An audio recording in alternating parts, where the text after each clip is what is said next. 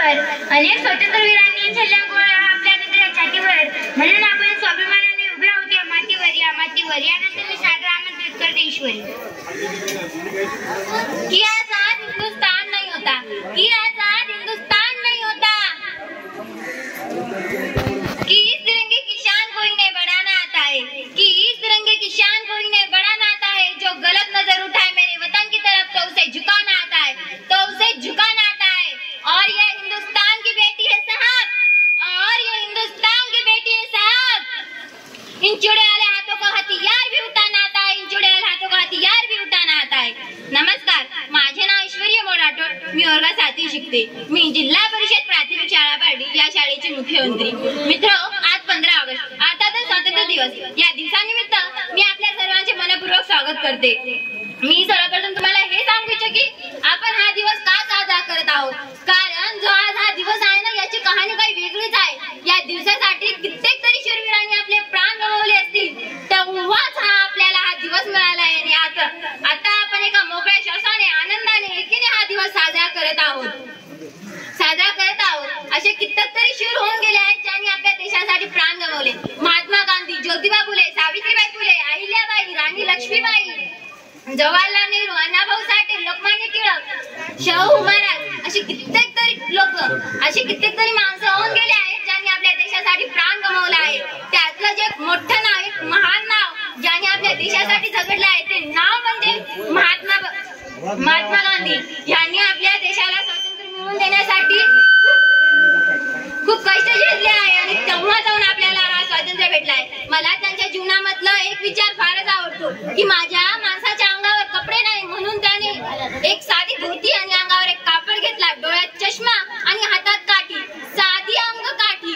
हातात शस्त्र नाही पण डोक्यात बुद्धी होती, हातात शस्त्र नाही पण डोक्यात बुद्धी होती. स्वातंत्र्याची प्रेरणा हृदयातून जागी होती, हृदयातून जागी होती.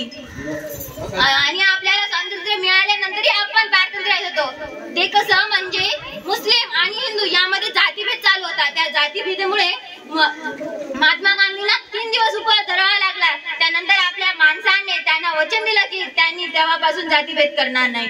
पण आज कुठे तो वचन पाळत आहे? सगळीकडे जातीभेद चालू आहे. ते आपण टाळलं पाहिजे आणि आपलं वचन निभावलं पाहिजे. आधी आपण 200 वर्ष मुस्लिमांच्या ताब्यात होतो. त्यातून आपल्याला शिवाजी महाराजांनी आजाद केलं. त्यांनी लढाया करून अगदी ते लवकर मृत्यू पावले, अगदी 50 वर्षात. आणि त्यानंतर आपण 200 वर्ष या ब्रिटिशांच्या ताब्यात होतो, इंग्रजांच्या ताब्यात होतो. त्यानंतर आपल्याला असे कित्येक तरी शूरवीरांनी या ब्रिटिशांच्या ताब्यातून आजाद केला आहे. त्यामधलं विशेष नाव म्हणजे महात्मा गांधी. असे कित्येक तरी शूरवीर आज त्या बॉर्डरवर आहेत ज्यांनी आज आपल्या देशासाठी प्राण गमावत आहेत. पण आजचे आई वडील म्हणतात की मला नाही पाठवायचे माझ्या मुलाला सैन्यामध्ये. पण का पाठवायचं नाही याचा आपण विचार केला पाहिजे. आज त्यांच्यामुळे तर ते आनंदाने झोपत आहेत, आनंदाने राहत आहेत. जर आता ते बॉर्डरवर या बाहेरची गंदगी साफ करत आहेत, बाहेरची घाण साफ करत आहेत. पण जे आपण या महाराष्ट्रामध्ये, या भारतामध्ये राहतो, आपल्या सर्वांना आपल्या भारतामधली ही घाण साफ करावी लागेल. नंतर आपला भारत कहलावा हा खरा महान भारत आहे. हा खरा आपला महान भारत आहे. फक्त पुरुषच नाही तर स्त्रियाही खूप मोठ्या पदावर होऊन गेल्या आहेत. जसं की पंतप्रधान इंदिरा गांधी हे पंतप्रधान होऊन गेले.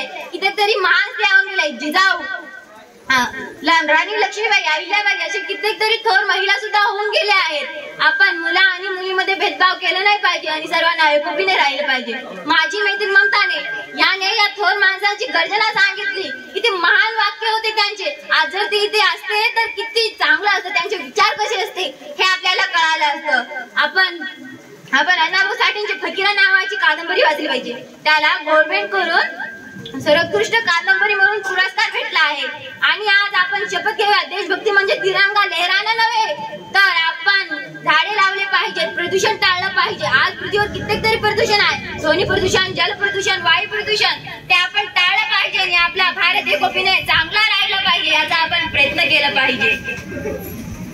पीछे कैसे रह जाए जब बात हो वतन के स्वाभिमान की, यह पीछे कैसे रह जाए जब बात हो वतन के स्वाभिमान की. अरे ये बाजी लगा देगी बिना सोचे अपनी जान की, यह बाजी लगा देगी बिना सोचे अपनी जान की. और भूल मत करना सिर्फ पापा की परी समझने की, और भूल मत करना सिर्फ पापा की परी समझने की. यह शेर नहीं है हिंदुस्तान की, यह शेर बनी है हिंदुस्तान की।